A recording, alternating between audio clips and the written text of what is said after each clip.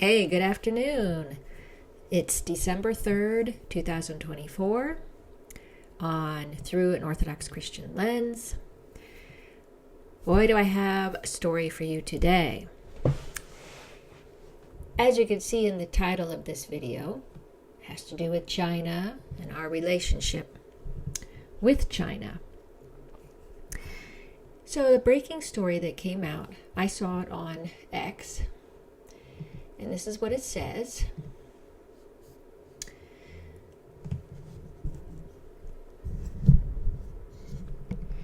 China bans exports to the United States of gallium, germanium, antimony, and other key high-tech materials. Well, I don't know about you, but I had never ever heard of any of these minerals. And these materials, these minerals. And so it's interesting that China's doing this because, well, they can. So let's look up what these minerals are used for. What are they? What are they used for?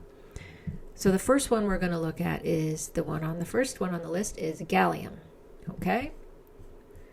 So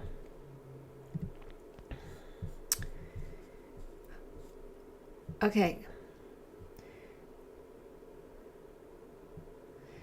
The U.S. uses gallium primarily for the following purposes. So we have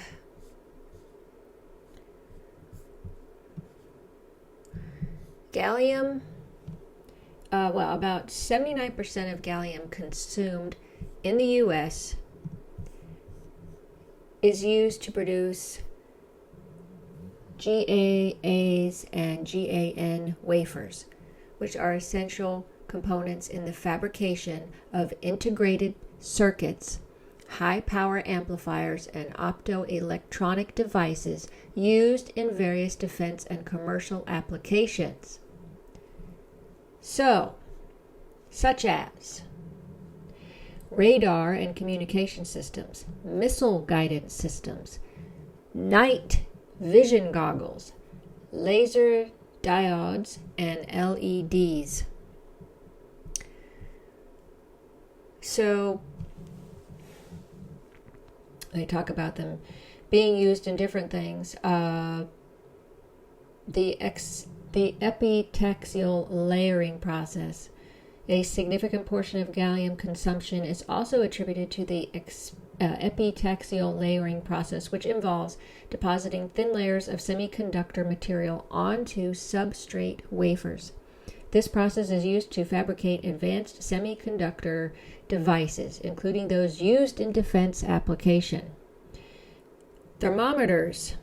Gallium alloys are used as a non-toxic and environmentally friendly alternative to mercury in thermometers, which can withstand higher temperatures. Semiconductors and electronics. Gallium is used as a dopant in semiconductor substrates and is also used in the production of various electronic components such as transistors and diodes. So this is pretty important. It says in summary, it's worth noting that the U.S. defense industry relies heavily on gallium-based components, particularly GAAs and GAN wafers, for the production of advanced military technology. The restrictions on gallium exports from China, as mentioned in the search results, have raised concerns about the potential impact on U.S. defense supply chains. Okay, that's just for gallium. Now let's look at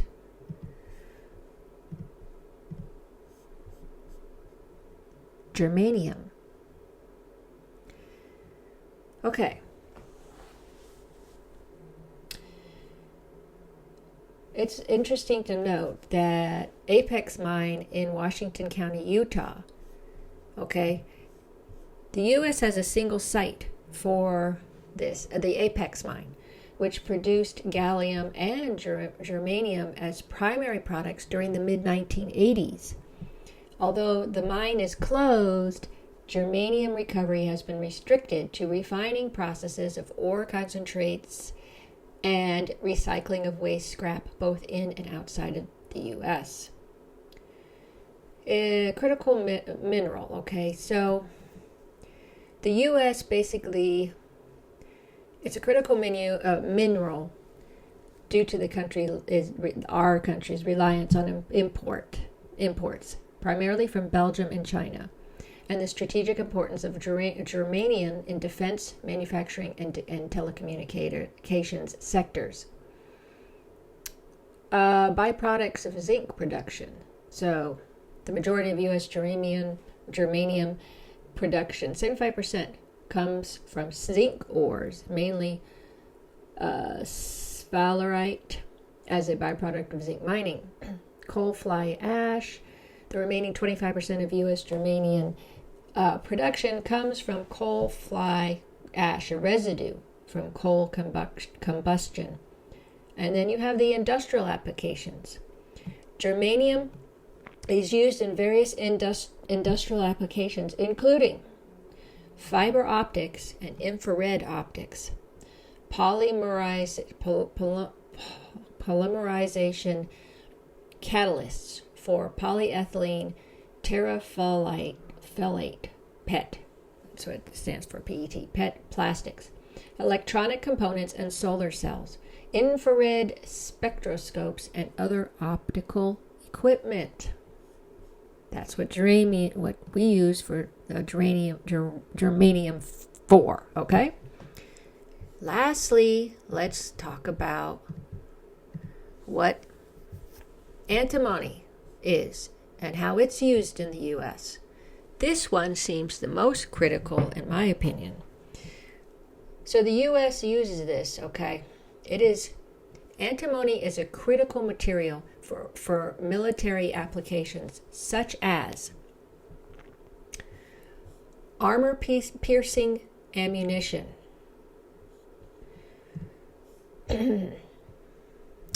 night vision goggles, infrared sensors, precision optics, laser sighting, explosive formulations, hardened lead for bullets and shrapnel, ammunition primers, nuclear weapons and production. Then we have the electronics industry. Antimony is used in the production of semiconductors, circuit boards, electric switches, fluorescent lighting, high-quality clear glass, lithium-ion batteries, and then renewable energy.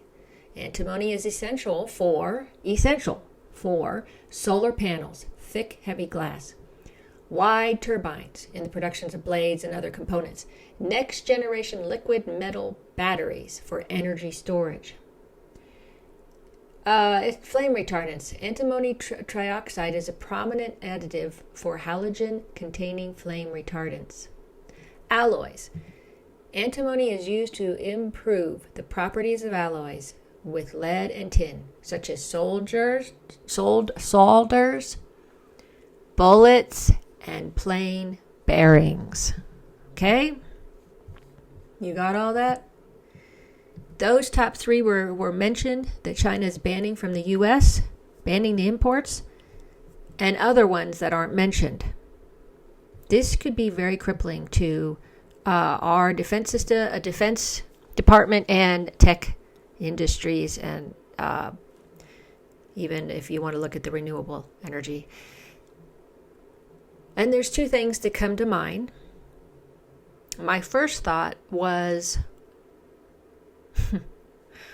all of our saber rattling against, China. China's doing this, China's doing that. We opened the door for China to do this. Let's not forget that when Bush was in, George W. Bush was president, he started shipping steel and everything else over to China for cheap labor, okay?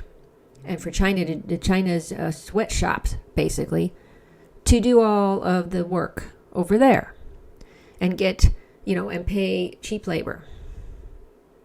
Okay, and it may have already started happening before then, because we know that NAFTA, it caused companies over here to close down. I know I had a friend on a certain message board I used to be on years ago, early 2000s, that her husband lost his job at Maytag because under Bill Clinton, Maytag was moved to Mexico.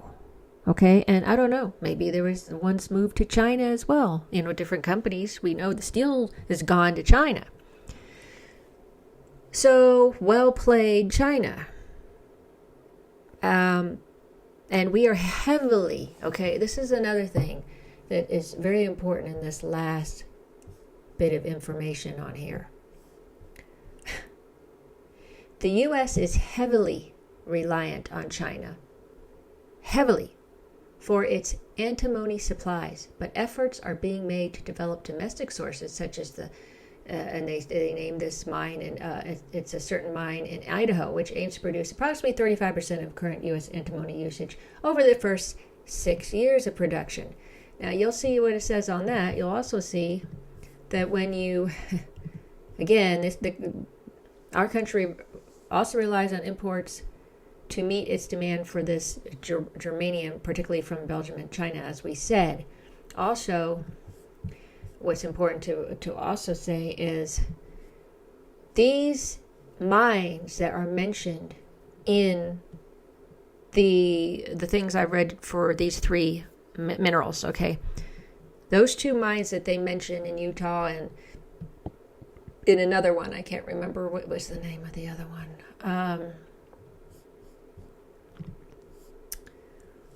Let's see. Did you know we were making these things? Okay, there's the mine in Utah. There's probably another mine. I can't remember which one it was. But basically, they're all closed. We closed up our mines. We closed up our industries to make these.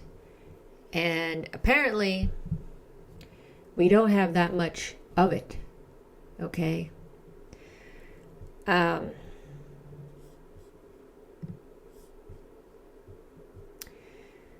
So let's say U.S. land and mountains contain, and so I'm asking, what do we have in our country?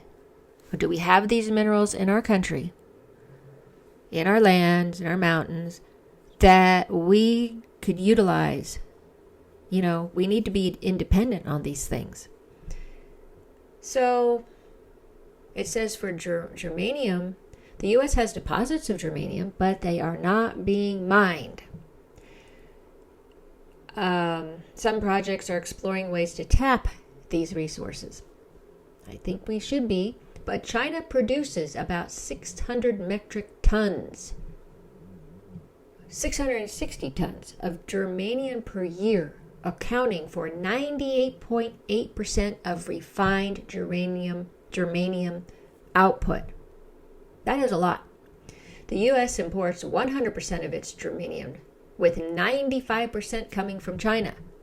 Well, that seems like a problem, doesn't it? Gallium, the U.S. has deposits of gallium, but they are not being mined. Again, some projects are exploring ways to tap these resources. China dominates gallium production, accounting for 98% of global reserves. The U.S. imports 100% of its gallium, with 95% coming from China. Antimony, the U.S. has small deposits of antimony, but they are not significant enough to meet domestic demand. Yet, we want to have a war with China. We keep hearing we want to saber rattle with China. We want to get involved with Taiwan, and Taiwan has always been part of China, and I think people need to understand that. Also, in summary, while the U.S. has okay, so let's see. Let me finish this thing. The U.S. has small deposits. Yes, China is the largest producer and exporter of antimony, accounting for 48% of globally mined antimony in 2022. In summary, while the U.S. has some deposits of germanium, gallium, and antimony, They are not being mined, and the country relies heavily on imports from China to meet its demand. China dominates the production and export of these critical minerals, making the U.S. vulnerable to supply disruptions and price fluctuations. And like I said, yes, but we sit here and we saber-rattle over Taiwan, which is a province of China and has always been. And we're always trying to, we have our ships over there, in the China Sea, in the areas that we don't belong. And we continue to instigate China and Russia. And there's no way on God's green earth that we're going to beat China or we're going to beat Russia and we're going to take over their lands, because imperialism is a big deal in our country. We're imperialists. But yeah, that's not going to happen. Instead of making fair trades being good trade partners and being not being bullies, not being this way. But we see now, after the tariffs that Trump is wanting to put out there, now China has banned these important minerals. What is our defense? What is the Department of Defense going to do about that? Well, unfortunately, usually they do the wrong thing and go to war anyway, because they're desperate, and so they do this. So it's important to know that this is what these things are used for, okay? And we need to start treating other countries with respect. We need to be smart in our negotiations. We actually need to have diplomacy, which seems to be missing these days, but we need to really work on that because this is important.